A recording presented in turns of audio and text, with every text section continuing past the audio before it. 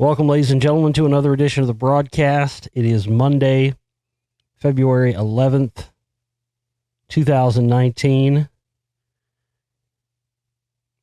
And, I actually wasn't planning on doing a show today. I was planning on doing shows starting tomorrow with our new agreement adjustment thing I'm going to be doing with, we have our fundraising goals. I deliver these many shows, and then, we have another goal, resets, blah, blah. But I need to at least get up here and do some kind of a show today and let you know about some of our updates and whatnot, every stuff that's going on with everything. I don't really have a lot of topics or a lot of news. I have some. I'll do my best to get into what I can get into for you here tonight. I was hoping to have more, but to be honest with you, there just was not a lot of stuff to get into.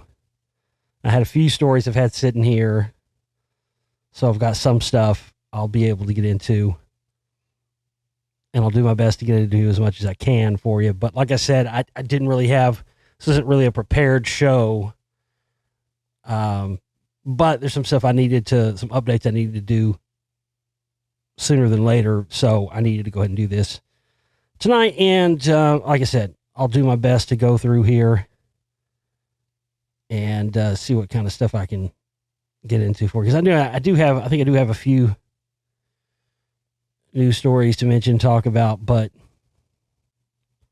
for the most part, there really isn't a lot to get into and discuss. Nothing's changed yet on the Jones and Rogan stage psychological operation war yet. And as I said in the last show, I really suspect nothing will. Jones is, doing his usual puffing his chest out like Chicken Little, the sky's falling bullshit. Tomorrow you won't be able to get out of the country tomorrow. I mean, the shit he said through the years, man. I mean, it's just unbelievable. Bird flu. I remember him in that other fucking disinfo. What was his name? Steve Quayle. When the bird flu thing broke out, folks, you won't be able to get out of the country after tomorrow. It's going to be martial law. We're going to be locked down. You're not going to be able to leave. You need to get your family right now and head into the dugout, the bug out bunker, and make sure you get some of that. We got a sponsor here with some great storable food. You're going to need to go ahead and purchase about $100,000 worth of that too. You will not be able to get any food tomorrow. You're going to be sitting up there with your dry thumb up your ass. And meanwhile, the New World Order is going to be knocking on your door. I'm going to be safe down there. I got no store food to last me and my family till about 2008-9. So, got enough guns and I got enough Ted's Jew gold down there to last me. So, you need to be prepared because you're not going to be able to get out of the country tomorrow. And then what happened? The fucking next day, nothing changed. Of course not. So he's talking all that mess again. How many days has it been now? When did he unleash that ultimatum? Was it Thursday? Did he send him Monday? So we're getting close to this. I'm trying to figure out when the seventh day would be or whatever. Because that's what Jones is claiming now. He's saying, if Joe Rogan doesn't denounce Jimmy Savile or something, he's going to unleash the dogs on him in 7 days. Y'all really think there's going to be anything that's going to come out that we didn't already know? I mean, give me a break. This is all stage theater. It's all divide and conquer bullshit. But as I said before, it is highly entertaining. So I will do my best to keep you apprised to any updates and any changes in this and give you my analysis on that hilarious stuff as it comes out. It is funny, though, isn't it? Good God. Yet again, if you haven't seen my new presentation, the 4-part Mystery Hollywood presentation, please do so now. Hit the download shop and get yourself a copy of each one of those. It's over 8 hours long, man. It's an unbelievable piece of work, and you really need to see it. And I am on track to have Spellcasters Volume 2 out sometime in the next 8 to 9 days maximum.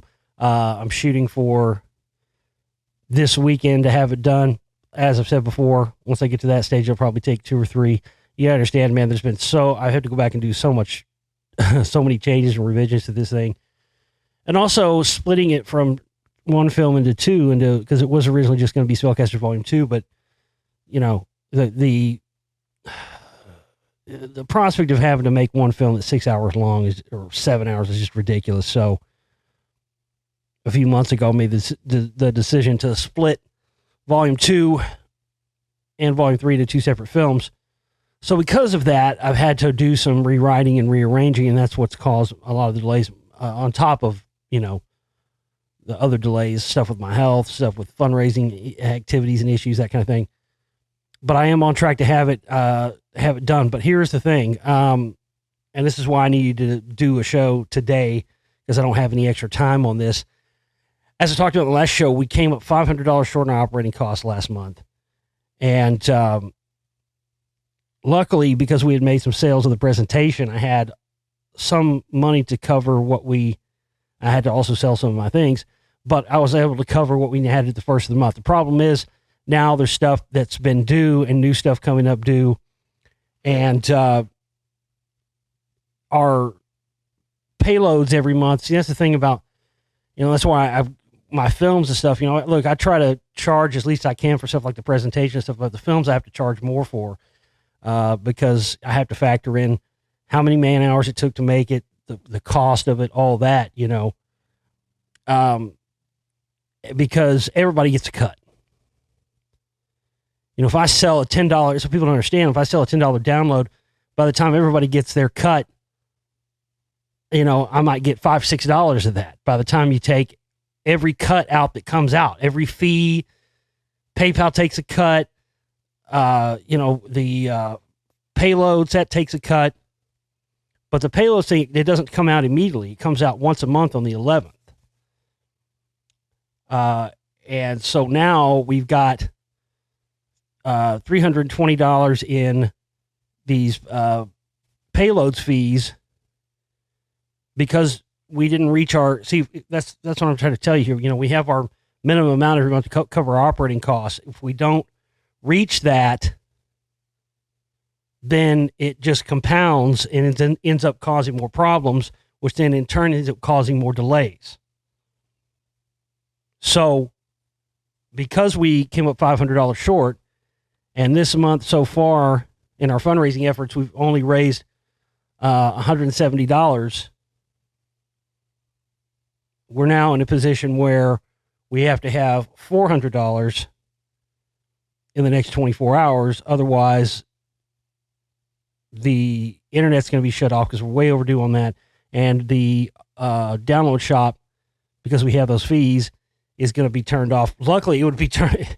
Luckily, I had my card on file. It just expired, and I hadn't put the new one up yet. So they haven't charged it yet, and the download shop is still open. It's still working right now. But if I don't put the new card in there, and it's happened before, in the next 24 hours, they're going to shut the thing off. And then we're not going to be able to sell any downloads, and I won't be able to put Soulcasters 2 in there for you to buy and purchase and download the next eight days or so when it's done. And again, none of this would be a problem had we met our operating cost goal at the first of the month, but because we came up $500 short on that, now it's all compounded, and now we're in a serious situation. So everybody and anybody who can help, if one person can contribute 400, if 4 people contribute 100, but we got to have this by no later than 5 o'clock at the latest Central Time tomorrow on Tuesday, the 12th. So, again, I've stayed this off as long as I can. I did what I could, at the first of the month. I was lucky that we actually had made some sales, but I had to take all that, that we had made from the sales so far and put it into that. So there's nothing. So because of that, again, there was nothing left in my account. Usually every month when we make sales or whatever, it's not a problem. I always have enough in there to cover the fees. But again, this month, because we came up $500 short, the extra money I would have in there for payloads taking their cut is not in there because we didn't reach the goal. That's the problem here, because not everybody contributed as they should have. We had so many people that didn't contribute. And so many people that haven't bought the presentation yet either. You know, looking at how many listeners have listened to these shows where I've talked about it. It's a minuscule amount. When you look at how many people listen to any given show, the last show I did, and then you look at how many people have overall have bought the presentation yet, it's less than 1%. And it's like 0.5% of the listening audience. And even a smaller amount gets down to that when you get into contributing. So that's where we're at here. And as I've said before, I've had enough setbacks. I've had enough problems that have delayed the release of Spellcasters 2. And, you know, I've been working diligently and are on track to almost have this thing done. But now, because we came up short at the beginning of the month, now it's affecting the work we're being able to do now because things are about to start being shut off. And we have no time left for this. So, crunch time, red alert, need everybody to help. Everybody can contribute anything. Please do so. Everybody contributes $100. You're going to get 4 free downloads from the download shop. You can even save those. You know, if you already have most of what's in there, or you only want a few things. If you contribute $100 or more in the next 24 hours, once Spellcasters 2 and 3 comes out, you can save those back and then just email me and be like, hey, I want to redeem my 4 free downloads or whatever and use them for Spellcasters 2 and 3 as those come out over the next month and a half or so. So that's what you can do there as well. If somebody can put in the whole 400, I'll put together a nice Gem Crystal Mineral package worth twice that for you. So just anything and everything you can throw at this right now, and so we can just raise $400 in the next. If we get that covered, then we should be good until Spellcasters 2 comes out in the next 8 days or so. And again, once we reach that goal, then I'll deliver 3 more shows. And then once I deliver those 3 shows, then the goal for the next week will start over, and it'll be far less amount than what we have this week. Because again, our goal for this week is really combined from last week's goal and what we didn't raise at the first of this month into last month. So that's, like I said before in the last show, instead of doing the Patreon thing, that's kind of how the Patreon thing works. That's how I'm going to start doing it now. So basically we have a goal, you know, I'll deliver the shows, then we have another goal, so on and so on, so on, so on. So, again, $400 minimum is what we got to have by tomorrow. So please go and contribute. Go and get your contributions in at the GoFundMe page, or I'm sorry, the Go Get Funding page. It's on all of my social media pages on Facebook, the Global Reality Facebook page, the Josh Reeves Filmmaker Talk Show Host Explorer page. If you want to contribute by a credit card instead of using PayPal, you can go to the donate button on my website, theglobalreality.com, or you can email me and I can process your card manually on my end. If you don't have a PayPal account or a credit card, debit card, you can get one of those Visa prepaid gift cards. Send me the numbers. It's discreet. You can be anonymous by using an anonymous email and sending me that way. People always ask about ways to contribute if they don't have a PayPal account or a credit card or debit card, or they want to be anonymous, and then I give them these ways to do it, and then you never get anything from anybody. So it's happened. I mean, it's happened constantly the entire time I've been on air. It's just bizarre that someone would ask specifically for those type of things, and then no one ever use it. But that's the way you can do it if you want to be discreet about it, or you want to be anonymous about it. I mean, you can. I forget how much you can do up to amount. I mean, I think you can even do up to maybe like $1,000 on one of them. And then all you have to do is just send me the card number, the expiration date, and the 3-digit code on the back. And you can send it through an anonymous email thing and send it to me, and I'll process it, and that's it. I get the money, I get the contribution from you, and you can still do it anonymously without having to have a PayPal account, credit card account, debit card, whatever. So there you go. I always wondered about that for a while, and then I figured, oh, okay. Well, these are just people who are trying to have an excuse. And then when they're busted once you give them the excuse and they don't use it, you give them a way around the excuse. That's what was going on with that. All right. Anyway, we're at this point now where we just can't suffer any more setbacks, folks. I've suffered way too many setbacks. Again, what we need to operate, what we need to do our work here is pennies, and it is minuscule in the grand scheme of things. When you look at how many hundreds of millions of dollars these fucking spook operations and fad operations, people like Jones and Rogan, millions of dollars. Jones, we get 40 million a year, folks. That's not much. I gotta have cheese enchiladas and I gotta have these nice suits here and this nice set. I gotta look like I'm on CNN, folks. Basically, it's ridiculous. These guys spent millions of dollars just countering my work alone through the years. It's unbelievable. By the way, if you see my 4-part presentation, Sam's ringtone has been cracked, by the way. People are still asking me if I'm going to do a part 5. I don't know. Again, no plans. Still get people asking though. I knew it was from a video game I recognized. And yeah, it's from a Commodore 64 game called The Last Ninja. It's a song called Wastelands. You can look it up on YouTube. It's like 2 minutes into it. You can hear the ringtone. I never played that game, but my uncle and my cousins played that game. They had a Commodore 64, and I would watch them play that game. And it just was that music was just kind of burned into my head. So I knew I'd heard it somewhere before. I knew it was from a video game. I thought it was from an 8-bit Nintendo game. But you got to remember, I remember going to my aunt and uncle's house and, I'd be playing Nintendo or Sega Genesis down. So they'd be playing Commodore 64 upstairs. So, those really came out around the same time. But yeah, yet another piece of the puzzle solved and decoded. It's going to be interesting to see if this movie actually comes out or not. Let me see. What do I got? It's not a lot. A lot of stuff here.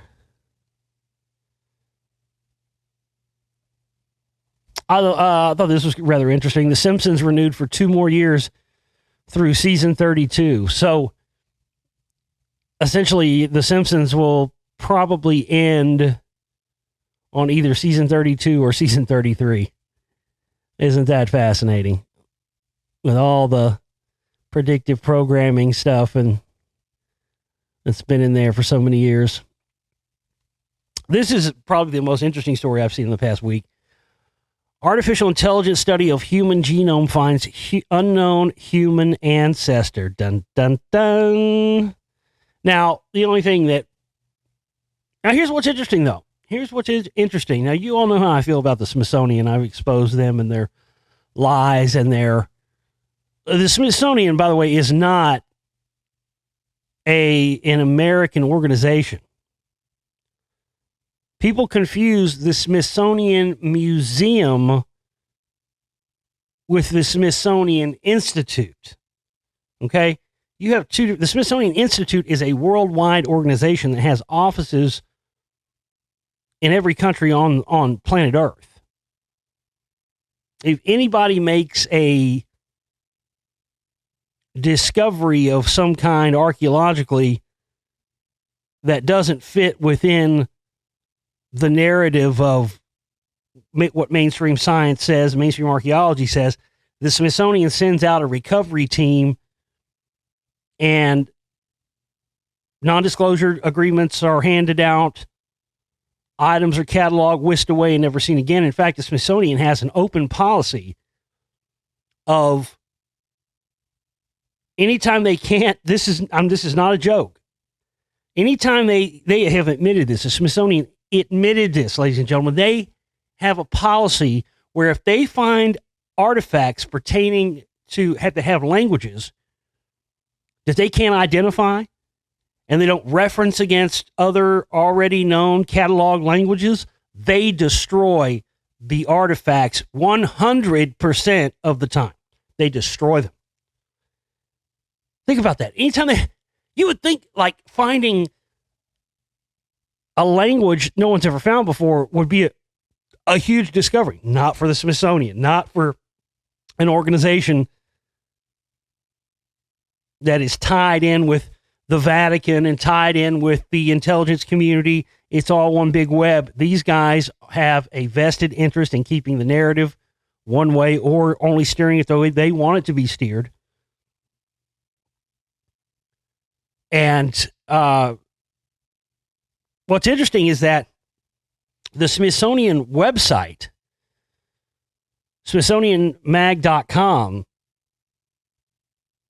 it's very interesting because I have actually seen some articles, this is not the first one, that have come out through them that don't fit in with their agenda. Now, that's easy to explain because the people who are really running the Smithsonian at the highest levels are not paying attention to what fucking Joe Schmo, nobody, young writer or whatever is putting on the website or whatever. So occasionally some nuggets slip through. But anyway, I just thought this was fascinating because this article is coming from the Smithsonian, who has for years been trying to snuff out and erase any evidence pertaining to exactly what the content of this article is about. Now, this is just unbelievable. So an artificial intelligence program took data on the human genome, and when it did its own AI study on this, the data it spit back out was there's a missing link here. Now, we've all known that. But I think when you produce an AI computer program that finds that and then reports that, that's what's interesting. I guess that's kind of one of the unforeseen side effects of the AI stuff. Everybody's kind of concentrated on what possible negative effects it could have, but that kind of thing is interesting, or you're doing something that's beyond what the human programming expected you to do, basically where it's thinking on its own, and whether you want it to spit out certain types of information or not, it's going to spit it out because it's artificially intelligent and it's thinking on its own. So it has no bias towards, whatever narrative they're trying to spin. It's just going to spit it out based purely on the data that it collects. And I think that's what this is. I think they just, they had to, the story got out. There's nothing they could do about it. But it's interesting because, again, this is pretty much exactly what the Smithsonian has been trying to hide all these years.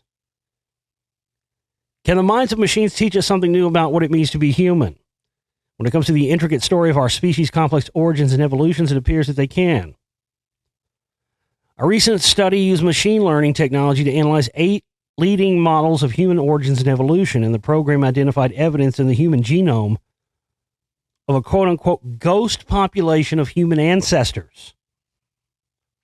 The analysis suggests that a previously unknown and long extinct group of hominins interbred with Homo sapiens in Asia and Oceania, somewhere along the long winding road of human evolutionary history, leaving behind only fragmented traces in modern human DNA. The study published in Nature Communications is one of the first examples of how machine learning can help reveal clues to our own origins. By poring through vast amounts of genomic data left behind in fossilized bones and comparing it with DNA in modern humans, scientists can begin to fill in some of the gaps of our species' evolutionary history. I always thought if they were going to, ease us into the whole extraterrestrials are real thing, this is kind of how they would do it. They would ease in and say, oh, well, we got something here. We don't know what this is. Whether this is that or leading to that or not, I don't know. I'm not going to say it is, but I'm just saying, I always kind of thought this was going to be how they were going to do it. To sort of slowly acclimate people to it. In this case, the results seem to match paleoanthropology theories that were developed from studying human ancestor fossils found in the ground. The new data suggests that the mysterious hominin was likely descended from an admixture of Neanderthals and Denisovans. I can never say that right. Denisovans, who were only identified as a unique species on the human fossil tree in 2010. Yeah, it's interesting that the Denisovans, I ran across a lot of their stuff in my research into the rock wall, and it's fascinating when you think how far back they were. 90,000, 100,000. They found a 90,000-year-old teenage girl in Siberia that was a Denisovan. She was like 90,000 years old. And then whoever built the rock wall came from an even older species than that, if they even were people. So that's, it's interesting to see that. Again, I've said this kind of thing for years, pushing it back, but it's interesting. I mean, when I first started my work in the Lost Secrets of Ancient America films, they were rarely willing to go over the 13 or 14,000 year hump. And we're very hesitant to talk about the Denisovans for a long time until hard data started coming back and they couldn't ignore it. They had to start talking about it. So yeah, just fascinating. Again, that idea that, again, the unforeseen consequences. I know we all often tend to see only the negative in those, and that's easy to do, and with good reason, but I do also think it's interesting stuff like that. What else? What other cats are going to be let out of the bag by AI in the future? That's must-see TV right there. I tell you what, right? I mean, because I think that's one of the other, maybe one of the few, I don't know, positive aspects coming out of this AI stuff is the inability to be able to fix results anymore. They've been able to, if somebody comes to a conclusion about something in research, they've had the control over the printing presses and control over the media and control over the publishing houses and control over the universities and who puts out peer-reviewed studies and all that stuff. But, hey, with AI, listen, you just give it the data, it comes to its own conclusions, and it's not going to be biased towards any narratives that they're trying to steer the conversation towards. So, yeah, for me, that's really fascinating. Again, here's another story. Can't help but think that this is not coincidence. I don't believe in coincidence anymore at all. Hard to think with the whole, I'm going to war with you, Joe Rogan. Jesus commanded me to take Joe Rogan down. You are scum, and I'm going to slit your throat, just politically speaking. Joe Rogan, and I'm going to gut you like a pig and drink your blood for Jesus. Because Jesus commanded me to take down scum like you. Joe Rogan, I'm going to eat your soul. Have you guys heard, somebody pointed this out to me. This is crazy. I had no idea about this. It's been going on for a while. I had no idea. Have you guys heard fucking even Howard Stern's getting in the act now? Guy's stealing my fucking act. I've been doing the fucking, dude, come on. Y'all motherfuckers are late to the game. And listen, there's a lot of you out there who have my back on that one. For sure. I've been doing the fucking Jones impersonation since 2009, maybe 2008 even. I know for sure I was doing it in 2009. Fucking Howard Stern's got a fucking guy that comes on now and basically does my Jones impersonation. Doesn't even do nearly as good of a Jones impersonation as me. It's pretty good. I was like, you motherfuckers, man. Everybody's getting in on the act now. Anyway, I don't think it's a coincidence, all that shit going on, and this is coming out. SOCOM, which is U.S. Southern Command. SOCOM needs to step up its propaganda game, Pentagon deputy says. Well, holy shit. That's like Satan telling you fucking hell ain't hot enough. I'm motherfucking need to turn the heat up in here. It's cold in hell. Hell's freezing over. Turn the heat up in here, Satan. Jesus Christ. Y'all need to step up your propaganda. You need to step it up.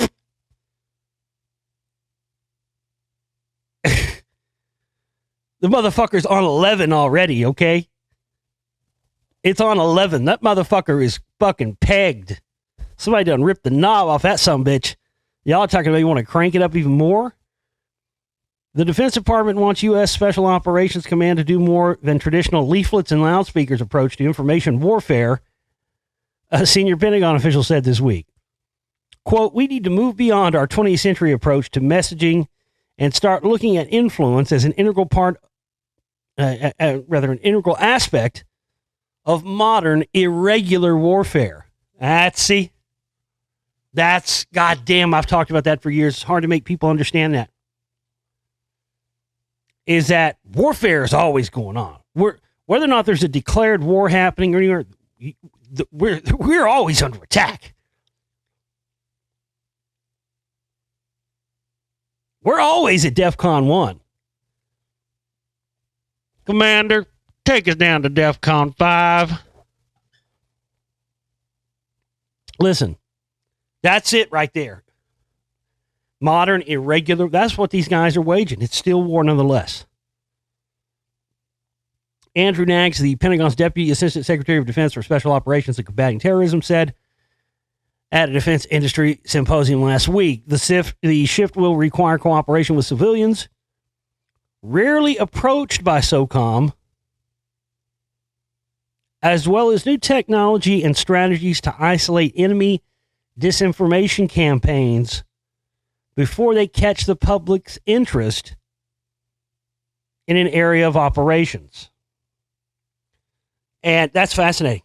I mean, when I read that last paragraph, did you, like me, as I was reading that, have images of different podcast hosts flashing through your head? And then think about somebody like Alex Jones. You know, what's his slogan? We bring you tomorrow's news today.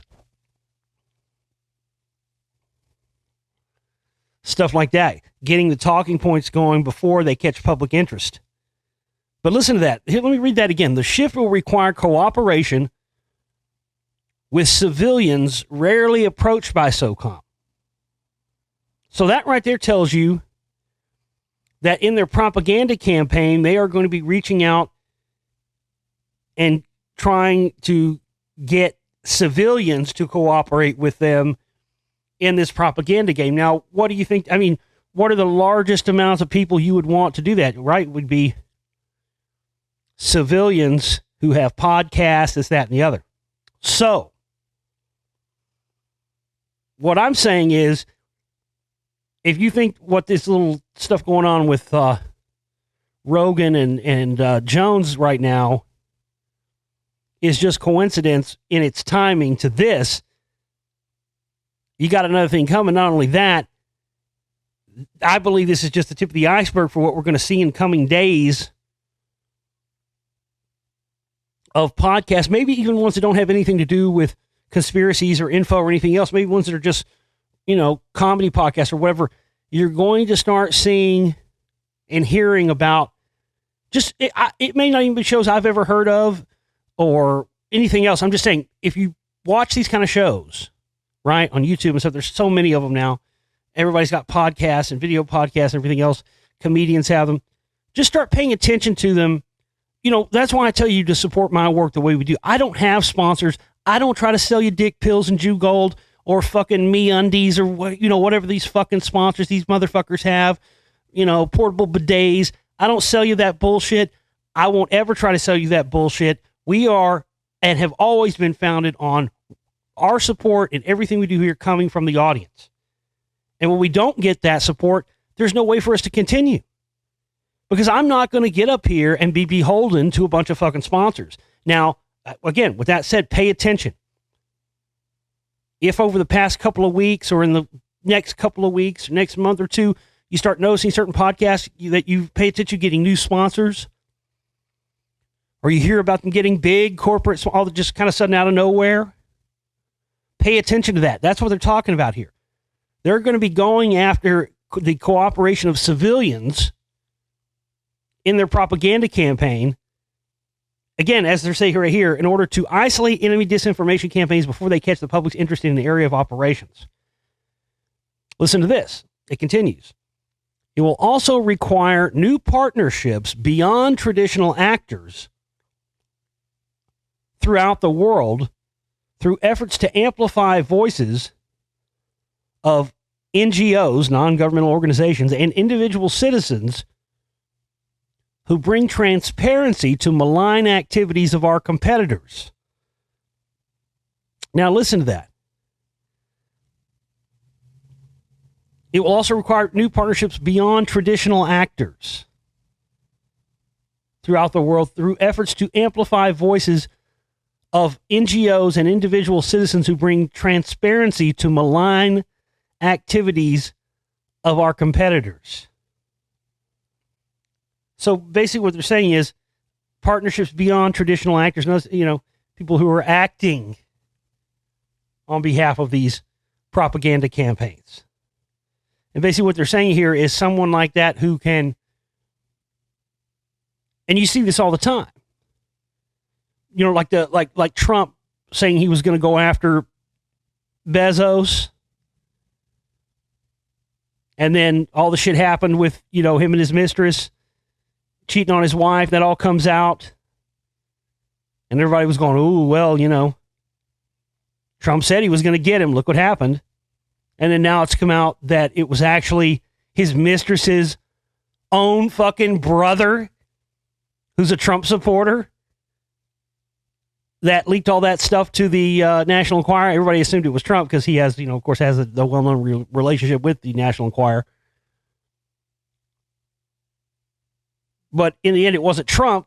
Trump didn't have to even do it because he had one of his loyal followers was the brother of the mistress.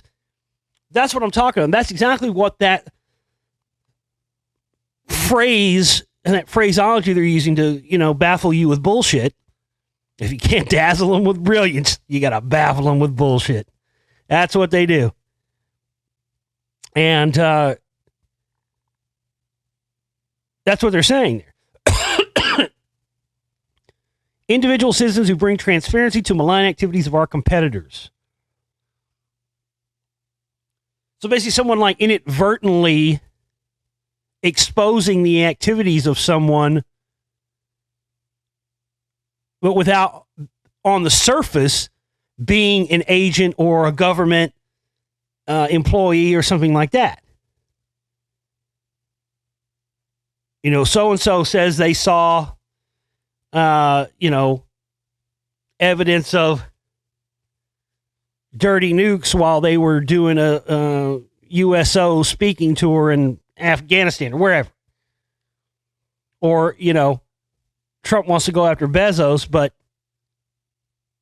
it's not hard for the CIA and the FBI in 2 seconds. They're going after Bezos. They already had people on him. I think her brother was definitely probably working with the Trump administration. So they probably got some dirt on him or something and said, look, we know you voted for Trump. We got this dirt on you. We're willing to let it go if you can give us something we can smear Bezos with. That's exactly what they're talking about here. The comments hint at the direction U.S. Special Operations will be heading as the Pentagon reimagines irregular warfare in an era of great power competition between the United States, China, and Russia. But the need for information operations to sway an audience towards U.S. policy aims is long-standing. Each armed service has elements that work to influence local populations, including Army psychological operations and civil affairs units and Marine military information support operations, or MISO, M-I-S-O. This is militarytimes.com. I'm reading this from, by the way. Maybe I didn't mention it. This is not the fucking tinfoil times. This is not the fucking, the flat earth fucking, world review. This is a fucking Military Times. Did you hear that statement? And I'm sorry if I get a little worked up about it, but you know, it's kind of fucking difficult to be called fucking nuts and crazy your whole life to bring this stuff up and to tell people, look, man, you think this is not going on in your little backwoods town? So this stuff's everywhere. Listen to that. Each armed service has elements that work to influence local populations, including Army psychological operations and civil affairs units and military information support operations. SOCOM, however, combines information warfare between all the services. I mean, again, you want to hear what these guys are really doing, go to this source, go to the Military fucking Times. That's unbelievable. Unbelievable admission. Yesterday's conspiracy theory is today's accepted fact. I mean, that's just an unbelievable admission. Each armed service has elements that work to influence local populations, including Army psychological operations. This stuff's everywhere.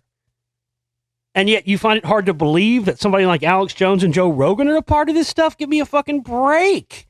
That should be the easiest to accept when you look at how much fucking money these guys are getting to tell you lies. You know, fuck those guys, man. Hey, I may fucking be barely fucking struggling to hang on here.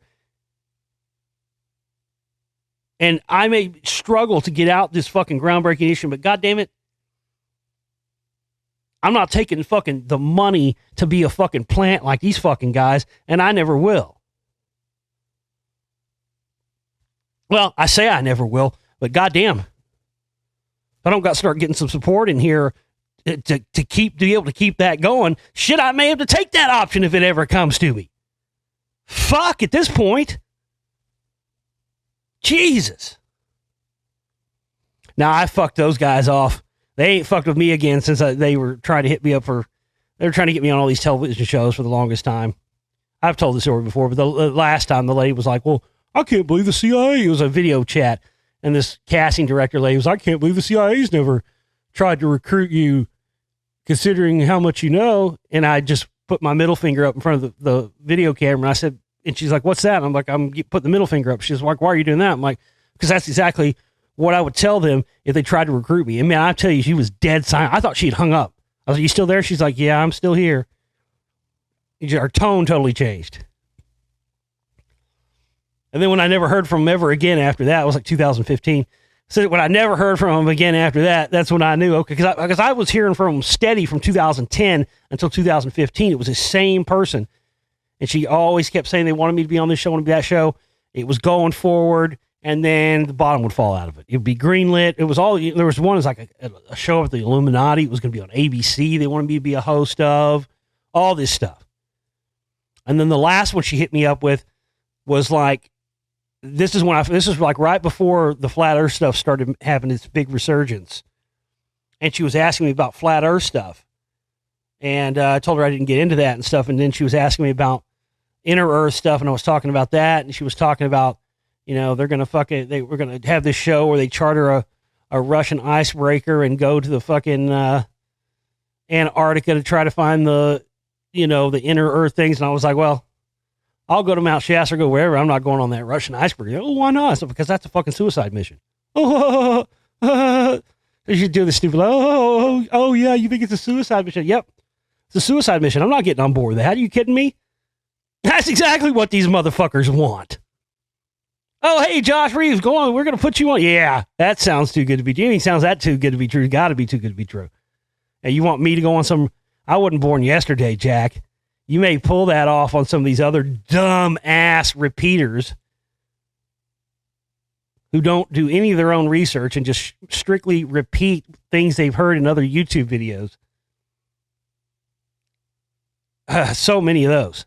They have no thoughts of this stuff on their own. Their thoughts only come from what they've built up in their head from conspiracy YouTube videos that they watch, or, you know, a lot of the times disinformation or misinformation. Nah, I ain't gonna. I told her straight, nah, I wouldn't do that. And she was like, oh, well, maybe we could just have it where, you're on the show till that, and then you leave. It's this whole stage, almost like a reality thing. And then she said the thing about the CIA, and I put my fucking finger up. I've never heard nothing since then from anybody even remotely wanting me to be on a TV show. Because it's true. That's how they recruit people, and people don't even know they're being recruited. That's the thing. I mean, believe me, there are people out there who are tools of the intelligence community, and they don't even know it. That's one of the best situations for them. And that's where a lot of these so-called sponsors and whatnot for podcasts and shows and stuff come from. I've talked about the other day, I've known that since I started. So just keep your eye out. If you start hearing weird stuff, you have your favorite podcast, and all of a sudden they're sponsored by fucking, oh, we just picked up fucking, Monsanto is a sponsor. Now, nothing that crazy, but you know what I mean? Like some big name corporation or something. That's how you'll know. So be on the lookout for that. It continues here. They're saying, our adversaries can weaponize disinformation and propagate it to their advantage, undermining the democratic process and deflecting blame for their malign activities, rather than hiding from the transparency afforded by the 24-hour news cycle and pervasive social media. Our adversaries embrace that cycle and use it to their advantage. We have invested fairly heavily in our psychological operations. Lieutenant General Kenneth Tovo, the former commander of U.S. Army Special Operations Command, told the Senate Armed Services Committee during an April 11th hearing. SOCOM has been developing new capabilities that allow us to evaluate the social media space, evaluate the cyber domain, see trend analysis where opinion is moving, and then how to potentially influence that environment with our own products. So they're telling you right here, if you already have not been paying attention to the propaganda, please don't pay attention to it even more than you already have been now, because they're ramping it up. They're telling you right now. And they're going to use regular, everyday citizens who, in their own words, they don't call on very often to do stuff for them. They're going to be using regular citizens to help with this. Again, it's one thing to, know already or have an idea already this stuff is happening, going on. But god damn, man, that's brazen. But again, they know your average person doesn't matter.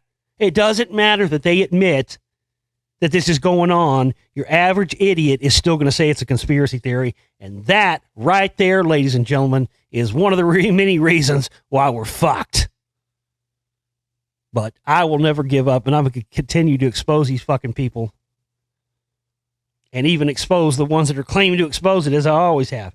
I still will always expose the shills and the fakes and everybody else bought out. And,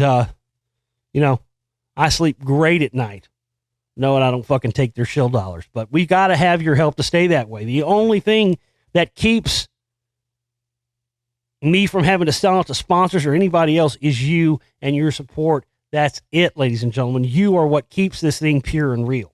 And if we don't have your support, it can't stay that way. That's the truth. That's a fact.